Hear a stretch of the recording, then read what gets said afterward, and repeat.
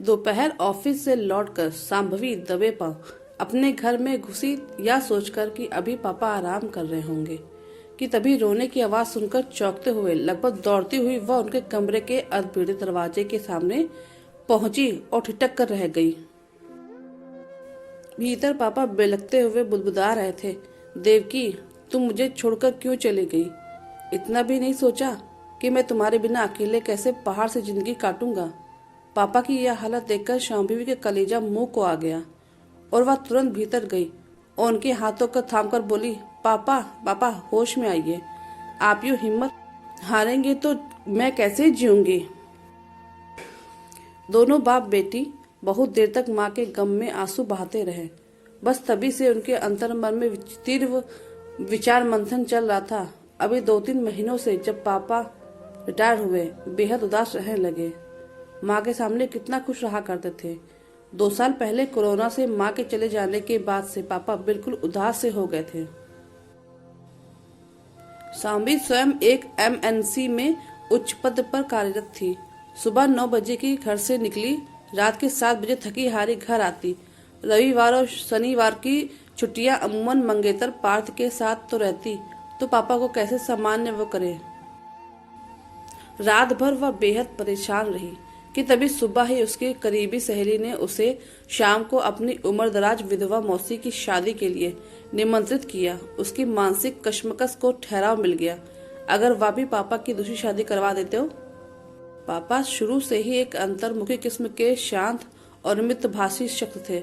उनकी जिंदगी पत्नी और बेटी पर शुरू होती और वहीं खत्म हो जाती। संगी साथी भी गिने चुने थे, तो पापा की शादी करवाना ही सबसे सही विकल्प रहेगा। उसने आनन फानन में लैपटॉप पर एक वरिष्ठ नागरिकों के मैट्रिमोनियल साइट पर पापा का अकाउंट बनाया। फिर वहां विवाह योग्य पौड़ महिलाओं की प्रोफाइल चेक करने लगी।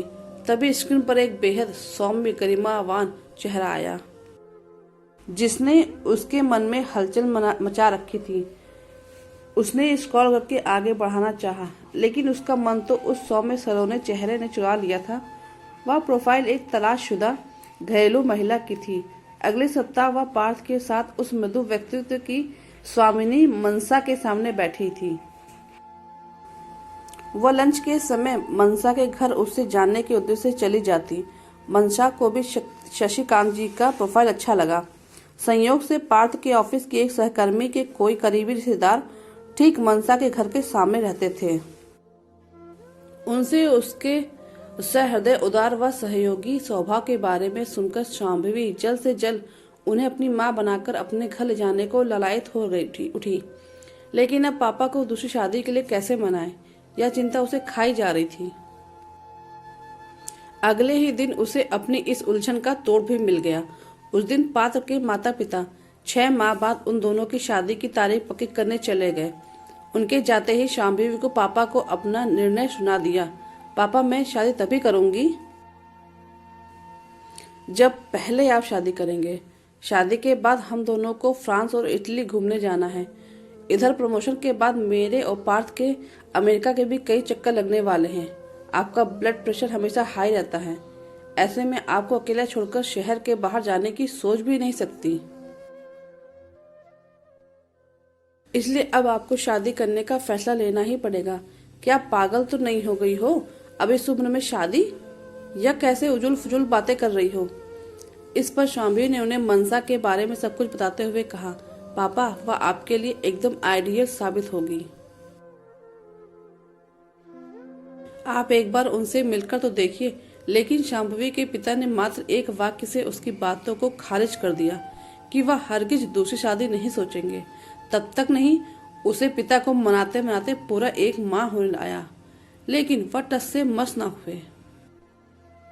उस दिन उसने पार्थ को घर बुला लिया और पापा से कहा, पापा, अगर आप दूसरी शादी के लिए बारे में नहीं सोचेंगे तो मैं भी शादी नहीं करूंगी। इस निर्णय से पार्थ भी मेरे साथ हैं।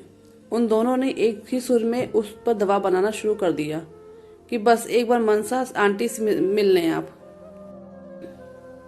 बेटी और भावी दामाद के सामने शशिकांत की एक न चली और विवश होकर उन्हें मनसा से मिलने की स्वीकृति देनी पड़ी। बंसा आंटी का मधुर भाषी मीठा स्वभाव शशिकांत जी को प्रभावित करे बिना रहा नहीं। समय के साथ वे दोनों बहुत अच्छे मित्र बन गए। मनसा और शशिकांत की दोस्ती हुए कुछ माह होने आए।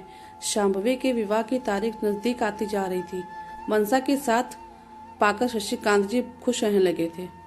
पिता को लेकर शांभवी की दक्षताएं बहुत हद तक खत्म होने को आई थी, लेकिन अभी निर्णायक कदम बाकी था। शांभवी इतने दिनों से पापा को उनकी शादी के लिए मनाने में लगी हुई थी, लेकिन वह हर बार यह कहकर उसे चुप करा देते कि शादी की जरूरत नहीं है, वह मनसा के साथ यूं ही दोस्ती में बहुत खुश हैं। उसने और पार्थ ने सलाह कर आगामी रविवार को दोनों को परिणय सूत्र में बांधने का निर्णय लिया। आज रविवार है। देर रात सुर्ख लाल जोड़े में लिपटी नई माँ और पापा को गृह प्रवेश करते देख उसकी आंखें भीग आईं। सीने में जन्मदाती माँ की मीठी यादों की कसक टीसने लगी। पिता की आंखें भी नम थीं। तभी उसने मनसा माँ को कलेजे से लगाते हुए पिता से कहा, पापा, माँ वापस आ गई। बाकी के शब्द आंसुओं में बह गए। तो दोस्तों, कैसे लगी ये कहानी? आपको अच्छी लगी तो चैनल को लाइक और सब्सक्राइब करिएगा और कमेंट करके जरूर बताइएगा कि किस किस के साथ ऐसा हुआ है।